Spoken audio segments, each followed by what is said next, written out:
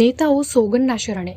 પાટણ ખાતે કોંગ્રેસના ઉમેદવાર ચંદનજી ઠાકોરની સભામાં સોગંદ ખવડાવ્યાનો વિડીયો વાયરલ. પાટણ ખાતે કોંગ્રેસના ઉમેદવાર ચંદનજી ઠાકોરના સમર્થનમાં યોજાઈ હતી ચૂંટણી સભા. સભામાં પાટીદાર આગેવાનોએ હાથ ઊંચા કરી 2015માં થયેલા આંદોલનમાં પાટીદાર યુવાનોના મોતનો બદલો લેવાની લીધી સોગંદ. માં ઉમા ખોડલની સાક્ષીએ ભાજપનું અભિમાન તોડવાની હાથ ઊંચા કરીને લેવામાં આવી સોગંદ.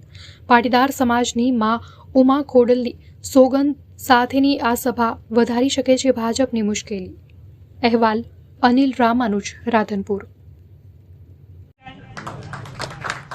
અને મોય જો પાટીદારોનો રંગ મોય મળે, સદારામ બાપુના જે ભગત છે ને તો ચંદનસિંહને જ વોટ આપવાના. હું અંતરાત્માથી બોલું કે જો સદારામ બાપુના જે સાચા ભગત હોય ને એ તો ચંદનસિંહ ઠાકોરને જ વોટ આપું, એ બીજા આપું જ નહીં.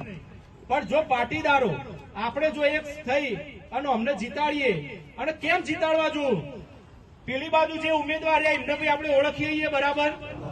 એ 5 વર્ષ તમે એમને જીતાડ્યા કે ના જીતાડ્યા, પણ તમારા એકે ગોમમાં 5 વર્ષ જીત્યા પછી આયા હોય તો હું અહીંથી ઘેર જતો આયા ભાઈ.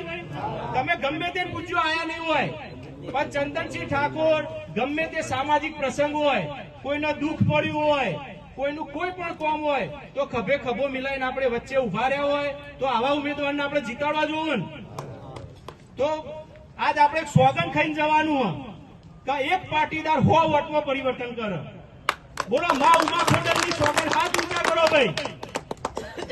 માં ઉમા ખોડલની સોગંદ ખાઉં છું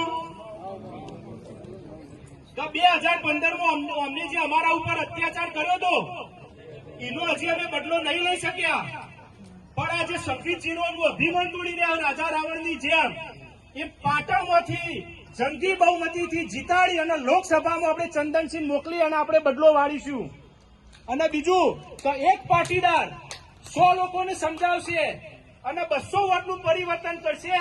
એવું જ માતાજી સદારામ બાપુ, ખોડિયારમાં રોમા પીર, જગત જનની માં ઉમિયા અંબાજી મારી સાક્ષીએ સોગંદ ખાઈએ ને ભાઈ, અને કરશો ને. બોલો